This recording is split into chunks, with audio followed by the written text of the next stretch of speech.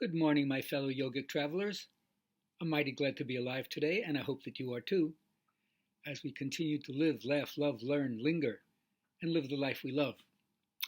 Yoga posits four aims of life called the Purusharthas, and the first one, of course, is to acquire enough stuff so that you're not a needy person, not a greedy person, but not a needy person.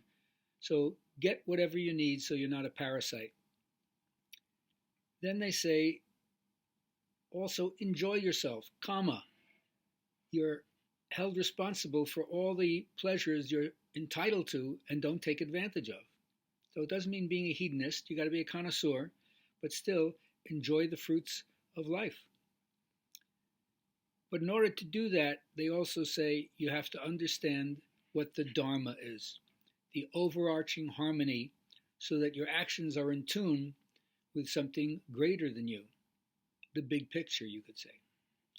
But all of that goes as a preliminary to serve moksha, or freedom, which means finding your spiritual center.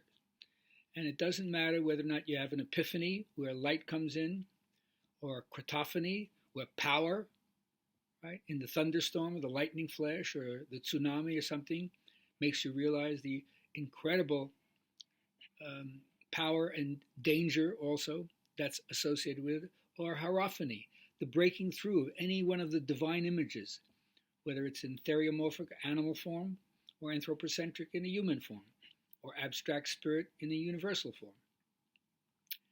So the idea is that all people have potential that is radically beyond any abuse that they may have experienced.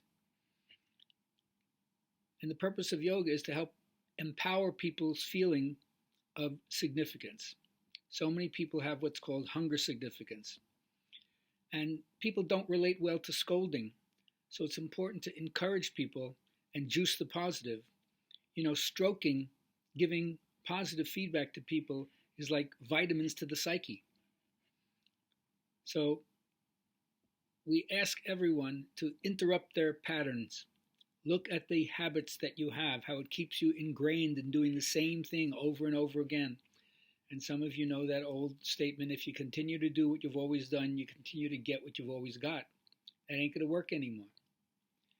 And even if you're involved in an organized religious tradition, yoga's critique on that, which would include critiquing on Hinduism, is liturgy, which is words, is hardly transformative space. The idea is to take the journey to the center, because the center is where you get the power to live. And that means to confront, which means to eat your own ashes. That's the only way to live responsibly. People who don't do that, they end up sacrificing for sure, but they sacrifice for a bogus vision. And in yoga, you don't want to do that. You want to get to the place where when death finds you, may it find you alive. So you can't do that if you shut down. I know there are a lot of people who are experiencing a sense of rootlessness. They don't know where they belong. Powerlessness. They don't feel they have any clout. Many people might be jobless, or they're working in a job that's like a dead end. They realize there's aspects of what's going on in reality that is ruthless and brutal. They might even look into the future, and because they're thinking that someone else should be leading them, they might feel that the future is futureless. What's the sense? And that all leads to the kind of boredom, ennui, and meaninglessness that's so characteristic of so many people today. But the emphasis in yoga is both on world engaging, how to be in the world and maximize your effectiveness and skill, and also disengaging, world disengaging, learning how you make your peace with putting everything aside, saying goodbye to everything, giving up any attachment that you have, and facing the ultimate unknown, the portal into the beyond. So may you all find those things inside yourself that help you to bring inclusive caring, joy, the right kind of detachment so your ego doesn't get involved, and control your boundaries and your behavior so that you're putting out the most righteous and radiant one that you have.